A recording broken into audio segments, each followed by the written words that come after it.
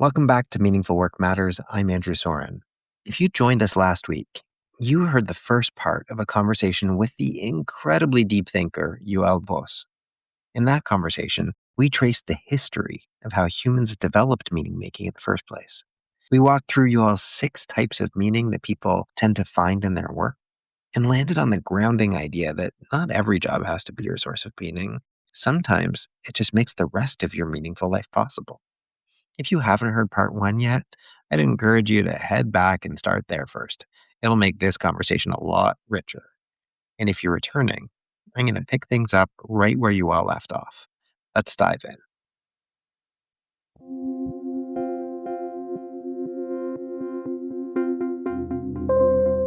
Welcome to the Meaningful Work Matters podcast. I'm your host, Andrew Soren, founder of Eudaimonic by Design. On this podcast, we'll dive into the world of meaningful work, explore its complexities, and examine its impact on people and the organizations they're a part of. Each episode features insightful conversations with cutting-edge experts who are successfully navigating the challenges of meaningful work. We hope to offer you ideas, frameworks, and tools to unlock potential and design work that's fulfilling, impactful, and supports everyone's well-being. Subscribe or follow us now, and let's make meaningful work matter.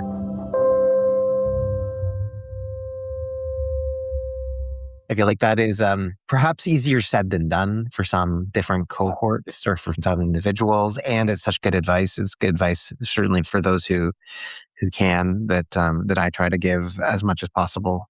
But even just listening to you articulate all of those different, taxonomies of meaning, we hear it, I think, in the way that you describe it. There's differences. There's differences geographically, there's differences culturally, there's differences even generationally.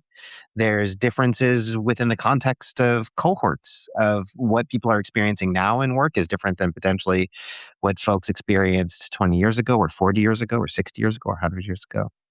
So I'm curious about young people. You've talked about them, you've evoked them a few times in our conversation.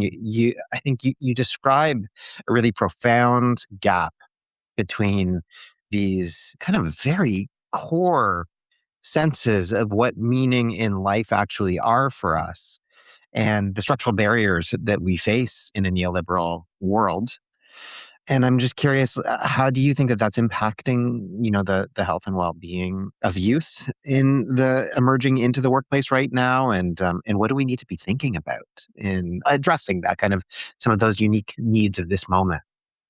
Yeah, so I think we really need to be very worried because what we see from research across the globe with all the big polls, we see that young people are really struggling in life in general, and particularly in the workplace, where some studies are saying that the majority of young people, mainly in Western countries, they struggle with depression, sense of hopelessness, not seeing any hope and not believing in any possibility of change for the future. And all of that, I think, relates to the context in which young people have been growing up. Because, young people have been growing up with the pandemic, with some of the economic crisis, with the cost of living crisis. For the first time in generations, like our income and our social mobility, they are actually stagnating or actually they are decreasing.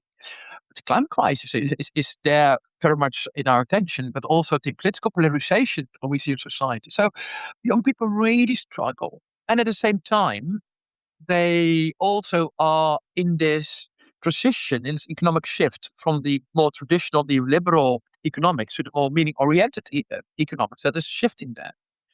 And a lot of them grew up or they've been raised by parents who told them, well, I didn't have a full sense of meaning in life, you should. So the younger generation, they often be told like, be critical and listen to yourself, what you intuit as authentically meaningful. Well, that creates a paradox. Because on the one hand, there's a world that doesn't offer meaning. And then the younger generation who've learned to ask those questions, to look at critically at the things that are going on and what's really meaningful. So then automatically there is that gap, a huge gap, that logically leads to depression, hopelessness, etc. And what do you do then with that? And recently I've been thinking about the philosopher Albert Camus. I've always been a huge fan of him. And he said that there are like 3 responses. The first one, if you are hopeless, if you see no future, if you feel stuck in your life, and if you feel, I cannot live the meaningful life that I want, and just whatever I do, it's like Sisyphus who's rolling up a stone up the hill, and it's just endless. And when the stone ends up at the top of the hill, it falls back, and then I need to come back again and roll it up the hill. It's a good summary of our economic context for a lot of people. And he said, what do you do? What do you do in response to that? He said, first thing is we can kill ourselves, suicide, literal suicide. What relates to that is all the mental health problems we see very broadly in society, but also literal suicides, and really up, unfortunately. The second one is what Camus describes as philosophical suicide. Philosophical suicide is much more that you're like, you know what? I just give up. I won't listen to what's truly meaningful to myself. I will no longer criticize system. I'll just go along. I'll just play the game of the goals from my employers or from power holds in society. I'll just conform to the tradition. But in that way, it is a philosophical suicide, as Camus says, because there's a bit in ourselves that we ignore. That authentic call from ourselves that asks us to become more ourselves. And that is actually where then Camus says, well, then if we don't want the physical suicide or mental suicide or the philosophical one, then the only alternative is rebellion. We need to become a rebel, he says. And rebellion, that means truly listening to what's meaningful to me. And also be critical of the system in which I am.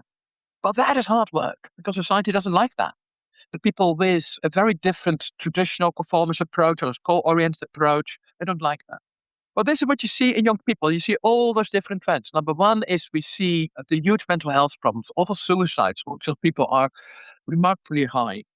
The second is also we see young people who actually almost do the opposite. They give up. And so these are people who actually don't really engage with work. And we see the trend where young people are more often job hopping more than ever before. They're like, okay, I don't like it. I'll go for another job. I make it sound not too easy. Of course, it doesn't always work because you cannot always choose a job. But we see that young people are really changing jobs much quicker and they don't really engage in the same way as previous generation. And then there are the third ones. These are the young people who say, no, I want to do a job that's truly meaningful, but makes a difference in the world. I'm looking for a job that is focused on the social and larger types of meaning. And we see that from the big polls. For example, in 2024, PricewaterhouseCoopers, they did some big surveys in which they also asked young people about, would you actually give up an employer because, for example, their work is not meaningful or they do something unethical? The majority of young people say, yes, I believe. And they actually do. It's not only like theory, possibly the previous generations have a theory for them. Young generation now are like, no, it's so important. I cannot not leave. I need to follow that authentic goal of myself. And so I do believe that here is like a power dynamic because young people still huge numbers. So they can make a difference and they can have the influence to also shift the cultures in companies. And let's see where that goes. Let's go back to Camus. I feel like you're giving short shrift to rebellion. I like one of the things that I've heard you talk about that made me want to have this interview the most was your perspective on radicalization, polarization, extremism, which I suppose could be one way of thinking about rebellion and how that fits into this equation. And it seems that is only getting more true in the world that we're living in. So how do you see that kind of playing out at this point? Yeah, so first I need to say that a lot of people, they talk about rebellion and they say, I'm a rebellion for this or that. But very often the people who use the word rebellion, they are not talking about a kind of existential rebellion that Camus is talking about. Because very often it is actually much more a form of philosophical suicide. It is much more a goal-oriented approach or even a traditional conformist approach. So be careful when people use words like rebellion. There's a lot of doublespeak going on, particularly in our society at the moment. And that was one of the things I spoke before about at Montpellier Society in 1938. That was where also the idea was very much deliberately to use psychological manipulation, deliberately to use kind of doublespeak, kind of make people follow like whatever we want to achieve. Now, what we see is, at the moment in society, a lot of polarization going on politically, ideologically, and we see that people are becoming more radical in positive ways, where some people are much more sharp of saying, yes, we really need to defend democracy. We really need to stand up against climate change. Something really needs to radically change. We need to change the very unjust power structures. And I think that that's a type of radicalization that can be very positive. And then there's also the more radicalization that leads to more, for example, even violence or the oppression of other people to live a meaningful life.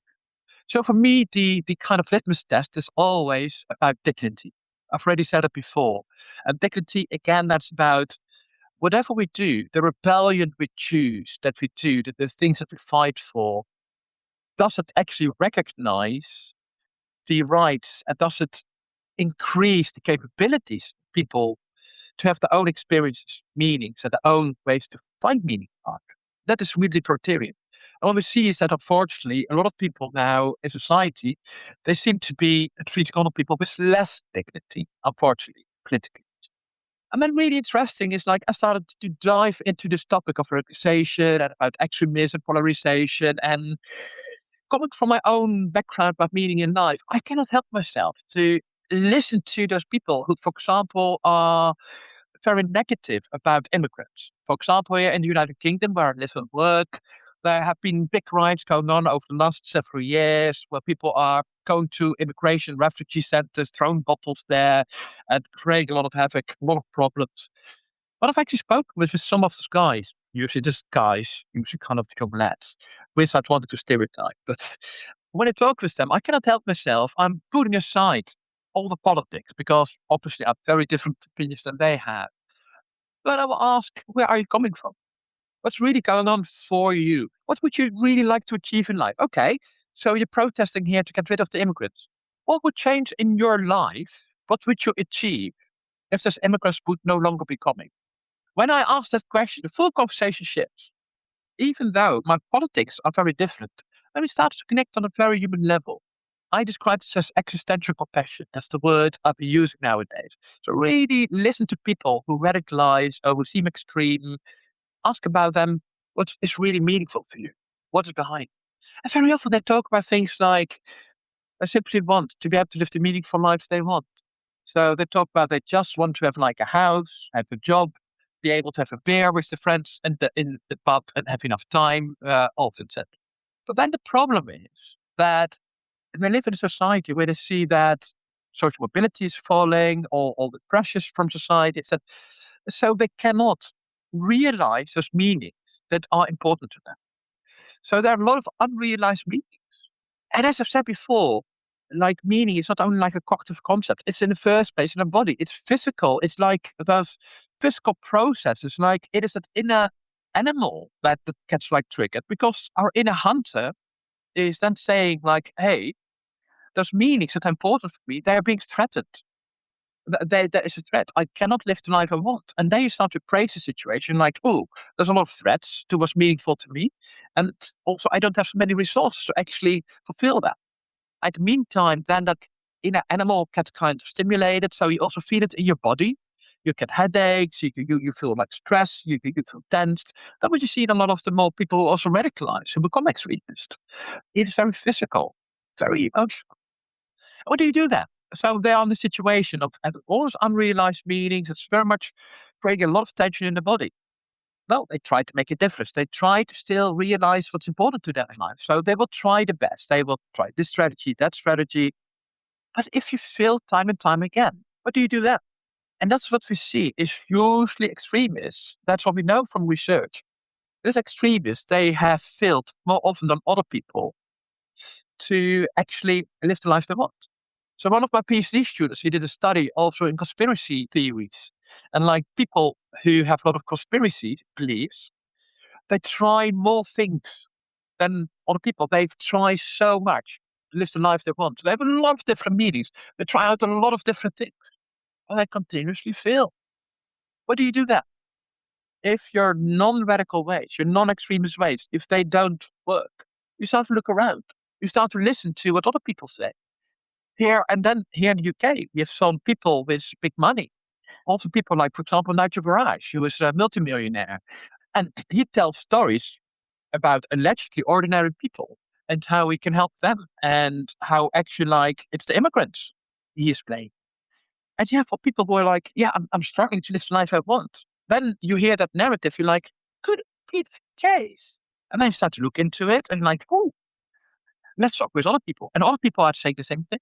You get the echo chamber effect, where you start to hear people say the same thing time and time again, where they're being told, well, the reason why you cannot live the life you want, it is because of this or that.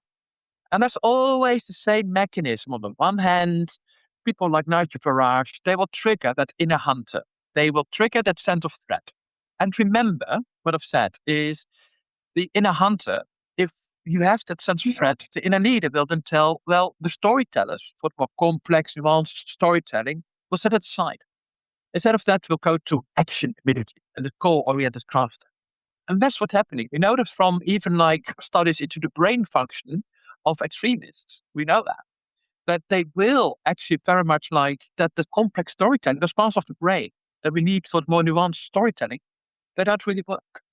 So that's a combination of creating a sense of external existential threat and then giving some solutions that actually are not about more nuanced meaning making. And then what the people do is they will then start to have more extreme ideas. So in a nutshell, if you cannot live the meaningful life you want, and you cannot achieve that with non-extremist beliefs or ideas, you try to look for alternatives. You try them out. You look at how do other people explain that? And then following how our brain works, particularly when you feel under threat and you don't have the capacity for critical, nuanced thinking, then you will become more traditional conformist in your way of thinking. And that's precisely what the brain does, because it shuts down the more critical, intuitive approach. It was much more focused on following the tradition, conforming to what other people say. And that is what we see in radicalization and in extremism. Then you get up to the vicious cycle we see currently in society, because if you then, for example, have people who are defending their meanings and saying, for example, okay, those immigrants all need to be gone, and they start to attack immigrants, then immigrants, they have the same feeling that their meanings are under attack. So they will then also start to defend that. And if they find out, okay, I cannot find meaning, I cannot live the meaningful life I want in a non-extremist way, or without violence, I need to use violence. So the same is like what we see, for example, in religious extremism. It's the same phenomenon. That's often a response to the more secular kind of extremists. So as we know, for example, from a lot of research on, for example, Islamic jihadists, there's often a response to them not being able to live the life that they see as meaningful because of interventions by, for example, very often as being seen as the United States, but it's way broader than that, obviously, where they feel that confrontation. And that's where it gets stuck in those vicious cycles. And so what we need there is to really kind of zoom out and go back to how can everyone live a meaningful life? Yeah, so let's go there. I know that you've developed a framework that potentially helps people who are feeling or coping with an unfulfilled, meaningful life try to rethink from an existential perspective kind of what that could look like. So walk us through a little bit of MOSAIC. Yeah, so I developed the meaning-oriented social and individual changes framework. So it is mainly about how do people cope with the changes that are going on in society. And as I said, that's very much about you envision your meanings in your life. If you cannot realize them, you may appraise that in certain ways and experience that in a certain way. And in response to that, you can then try to find new ways to still realize the meanings you want. Or you can change how you look at what's meaningful. So you re-envision, or you reappraise situations, or you look at it from a different way, or you change how you feel about it. So you start to suppress your feelings about it. So that's kind of in a very quick nutshell what the MOSAIC framework is. And that's just what I also described about radicalization. And that is where, together with my colleagues, I conducted a study in 667 studies on the relationship between meaning in life and extremism. That's where we saw this model and how we were able to really explain what's going on. And then, what can leaders do? What can also companies do? What can institutions do? So it's very much, I think, in the first place, having insight in the phenomena, understand. And this comes back to what I said before, it's an existential compassion. For example, when I speak with those extremists, I often get my initial response is anger because, for example, in the UK, there's a lot of anti-immigrant emotions at the moment. And I'm an immigrant myself here, coming from the Netherlands. So obviously my body, my brain is telling me I'm under attack. But I'm telling myself, so this is also important as a leader or as a person doing research or when you meet another person in society, needs to notice what's going on in yourself. Like I notice feeling under attack. I'm telling myself, no, I'm not allowing that side. Yes, I want to fight back. Or yes, I want to flee inside my home and to close the curtain. I'm doing neither. I know these are the biological mechanisms, but I deliberately focus on the storytelling. I still focus on my story and I focus on the story. What are their stories? What are their meanings? As I said, then I talk with them. What are your struggles in life? What's it really about? It's not about us immigrants, but what are you really about? And then it's often is about living the life people really want. And that's where leaders really need to talk about. Whereas, for example, in the UK, we have political leaders that the mainstream is very much kind of dismissing all the kind of people who are rebelling on the streets and very big police enforcement, etc. I'm like, that's only feeding that sense of not being seen. It is feeding that inner hunter. It is feeding the sense that they cannot live the meaningful life they want. And that's why politicians like Nigel Farage, he use that. They are very popular. So what we need to do is much more stop this game and just listen. Listen to, okay, we're not talking really about those kind of political opinions and solutions. We can talk about that later. Step one is really listen. What is it that you want in life? And how can we make that happen? And then in the first place, work is a key bit because for us, most of our daily hours we spend in work. So we need to talk about what do you want to find in work? For example, David Graeber, he wrote his famous book, Bullshit Jobs.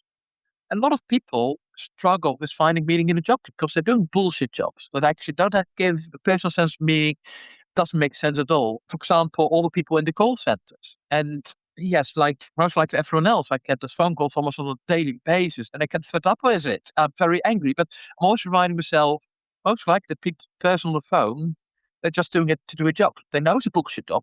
They know it's bullshit they're doing, but they have to.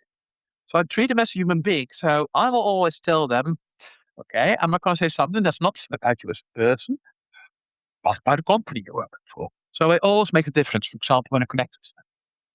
And this is important that the society really try to have that conversation about how do we want to live a meaningful life. I want to wrap up this conversation with a question about hope. I mean, you've painted bleak pictures of our reality, which I think are fair and important for us to face. And I also think that there is a way in which you describe so much of what you're talking about that is filled with hope and possibility and re-engagement. I mean, I think that's what the MOSAIC framework is all about. And so, as we wrap up this conversation, what gives you the most hope that we can maybe start to achieve a more meaning oriented world and that we can try to find ways to make that sustainable and less exploitative? So it's very much, I've also discovered that is going inside myself, is really listen critically to my own intuition and also remain critical about how are my own feelings being manipulated by others, by society's expectation, my employer, because it happens everywhere. So really have to focus for yourself, but also be critical towards yourself. So it starts with that personal critical self-reflection and reflexivity. And from there, also be aware of what can you do? What is in your power? Because as a person, you may not be able to kind of take on the full system. You cannot. And you need to be pragmatic and see what you can do, what is in your hands. And I think that together, we can contribute to larger changes, to larger shifts. Because the socio-economic system, it's built by its components. And we, as workers or employers, we are those components of the same system. So as long as there are enough tiny changes, the full system in the end can change. But it very much starts with being aware of what's truly meaningful for me.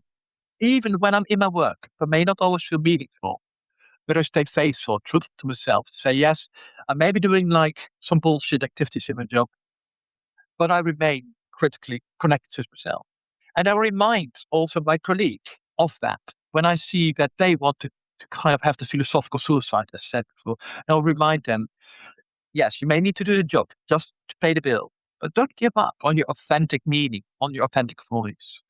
I think that is really important. Also for our leaders in companies, give enough space for this. Also as HR, look at, okay, what can you do to really help people develop that sort of meaning in their job? And I do see that a lot of companies are changing in that way, and companies are going that direction. But I think, and that's also the last thing I really want to also give us a takeaway, it's really important of really grounding all of this also in the law, because there's still a lot of abuse going on. As I've been saying, like a lot of this is like a lot of abuse can happen, and exploitation of what we find meaningful. And that's a lot of exploitation there. So I believe that we need to make living a meaningful life as a human right. We also need, and as part of that, meaningful work should be a human right. And yes, when we talk about human rights convention, it is talk about human dignity. But it's very abstract. And I'm like, we need to really make it very clear. It's very clear laws. But it's also about like that individuals have the right, and that we should enable them in the capability to access their own experiences, meanings, and their own way to find meaning in life and in the job. And so it also means like that exploitation of meanings, propaganda, marketing, that very aggressive form of manipulation, that should be forbidden. I don't know, this is maybe a very radical view, but I think that that's the only solution at this point in time to really stop what's going on. And I do see the growing voice. I see particularly young people, as I said before, the one hand, very bleak story, but I do see a lot of them start to recognize the dignity. So I have a lot of hope because I see a lot of power, a lot of freedom, a lot of changes. I hope that also the people who have been listening today will also see some freedom and some sense to reclaim their own dignity and offer that to others. I certainly feel that. I'm inspired by this conversation. I always think that it's helpful to view these topics through a critical lens, because I think that we have to start with self-awareness. We have to start with an understanding of where we are, of how we've gotten to where we are, to be able to have any sense as to where we go from here, and to be able to do that in reasonable and in empowering ways. And so, Yoel, I'm very grateful for you taking us on this journey, and it is definitely a journey. You've given us you have so much research, you have so many different frameworks. If people want to dive into your work, where would you have them go? What do you suggest they read? Well, just go to my website, joelvos.com, where you can find a lot of resources and also a lot of my books, but also a lot of videos that are for free. Possibly the book that is my magnum opus, that's called The Economics of Meaning in Life. That is based on that systematic review of thousands of studies on the role of meaning in economics and politics. So that would, a lot of what we spoke about today comes from there. Then I'm also writing several articles, and the book will come out also about extremism and radicalization. So I would say watch the space, but definitely also put that also on my website. Then there's also the book Meaning in Life, an evidence-based handbook for practitioners. So that is mainly focused at psychotherapists and counselors.